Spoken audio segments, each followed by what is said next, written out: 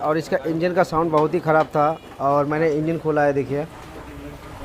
तो पूरे इंजन को मैंने ओपन कर लिया है।